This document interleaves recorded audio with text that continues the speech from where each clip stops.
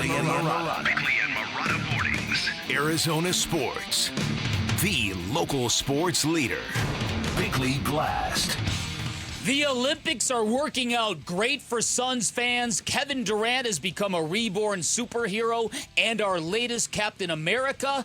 Devin Booker is dramatically changing the way people view him as a basketball player. And the gold medal they will soon bring home to Phoenix will serve an extremely valuable purpose. It will remind Suns fans and the rest of the basketball world that for all our foibles and our recent playoff failures, we still have two of the very best, high-end, top-shelf, skibbity-riz basketball players on the planet.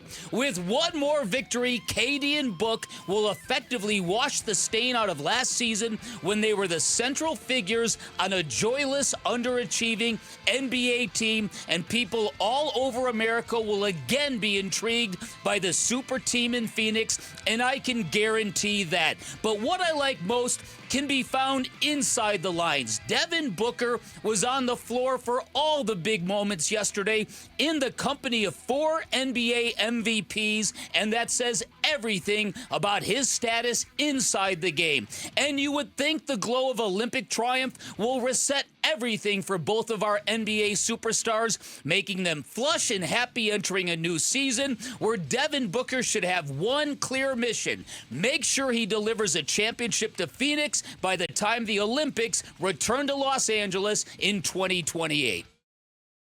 You are absolutely correct. This has been a good offseason for Suns fans. It's been a very good offseason for super fans of Devin Booker, who we've talked about this subject a lot over the last 5 years or so. This level of disrespect, the level of hate, the labeling that goes on with Devin Booker is, if you watch the guy operate every single day as we have over the first 9 years of his career, it just doesn't even register. It doesn't make sense. No. It's what frustrates me about NBA fandom. Mm-hmm. I just did, in preparation for the blast, I just did a Google search on the name Devin Booker, which sometimes you'll see it and you'll be like, oh my God, these right. people. A lot of good stuff came up. Sam Quinn covers the NBA for CBS Sports. I know he's not remotely one of the storylines right now, but it feels notable that Devin Booker is closing this game alongside 4 MVPs. Says a lot about how much respect he's earned from Steve Kerr and these superstars. Indeed. Then Sam Quinn said, Devin Booker hasn't done a single flashy thing in these Olympics. He's just quietly gone about his business and done whatever Kerr has asked of him. I already had a high opinion of him, but he is the Team USA player I'll leave this tournament having gained the most respect for. That's amazing. And I don't think that is going to be an isolated viewpoint. Devin Booker, again, look at the box score. It's not going to jump out unless you look at the column that says plus minus. This team together has now played 10 games, 5 exhibition, 5 real games in the Olympics. They're 1 game away from a gold medal. Devin Booker is at plus 112 in his time on the floor. That is 30 points higher than the second best plus minus on this ridiculous all-star team, this roster. And the fact that he's doing all the dirty work and all these little things like fighting through screens and playing tough defense, moving the basketball. In crunch time, he got switched on picks twice against Jokic and held his own both times.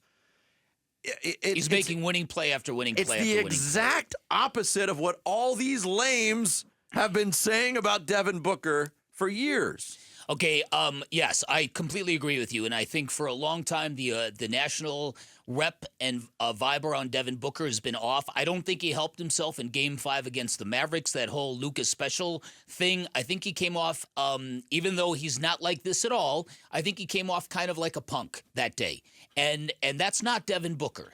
But I don't think that helped him. In fact, I know that game and that moment under the baseline did not help him. But that is also Devin Booker all the time. Mm-hmm. Cameras caught him saying that. Yeah, I know. I'm just saying, and I'm not saying that I believe this. I'm just saying how it came off.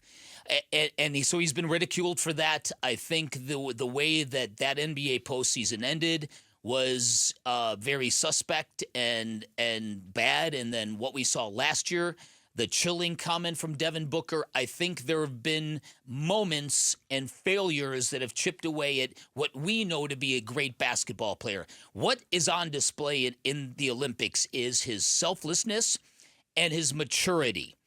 And the latter, to me, is gigantic because he is there for all the right reasons. Yes. All the right reasons. And the one time in the fourth quarter when his number was called, he made a humongous three-point shot. Well, that's the thing, and that you can zoom out more to a Suns discussion here.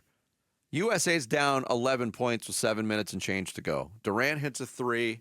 To Jarrett's point, the next time down the floor, Booker finds himself open at the top of the key, drains a three, pulls them to within 5. And now we got a game. Serbia calls a timeout, and from that point on, the momentum absolutely switched. Those two shots, the one from Durant when Anthony Edwards fell into his legs and he drained that shot and survived it. It was Davis, wasn't it? I'm sorry, yes.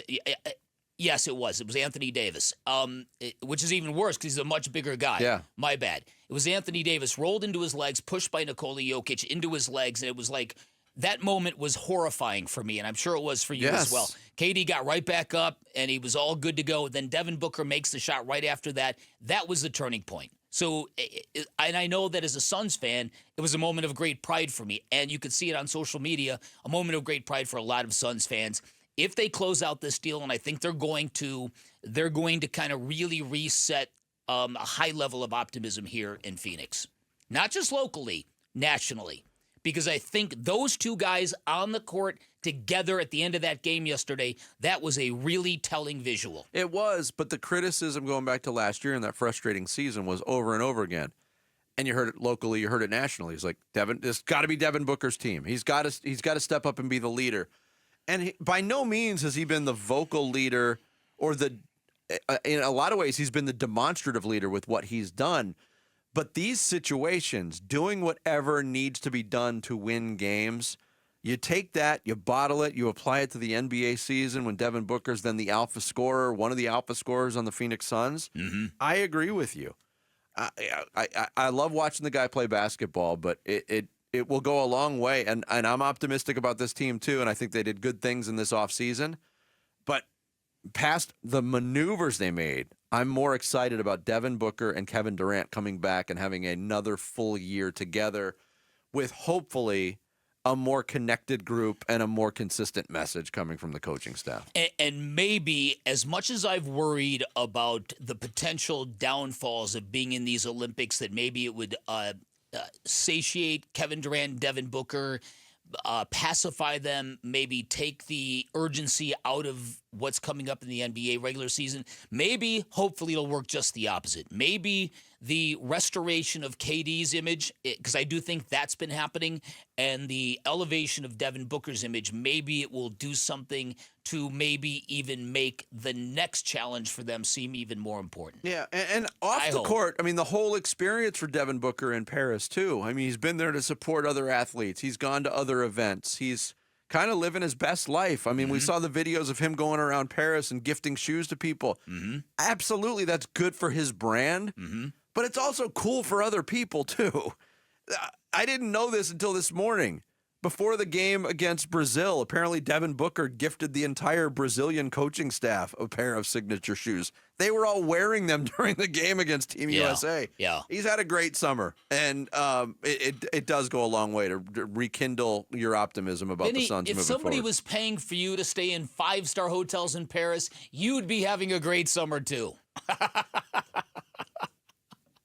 I'd find something to complain about. No, well, yeah. No, listen, I'm not going to argue with that. I think that and that's both KD and Devin Booker love this. You know, again, they're single guys. They don't have families. This is perfect for them. The problem is, and I know this to be the fact, is that sure, even all these one-time critics of Devin Booker that are giving him his flowers right now, once the NBA season starts, it goes back to the way it was because you're competing against each other. Right, but I think we know the truth. But here. I do think it's going to reset all that failure from last year. Yeah, that people are going to elevate what the Suns, what expectations are, all that stuff. And I can't wait. And Kellen Olson wrote a great piece about this. And this is not a topic for now; it's down the road. What does Bradley Beal think about all this? What is Bradley Beal's place in all of this going forward? How happy is he? Good point. I think that's a real heavy question. Yeah, I agree with you. Thanks for watching Bickley and Marotta. Click to see the latest Bickley Blast and hit the button in the middle to subscribe to Arizona Sports.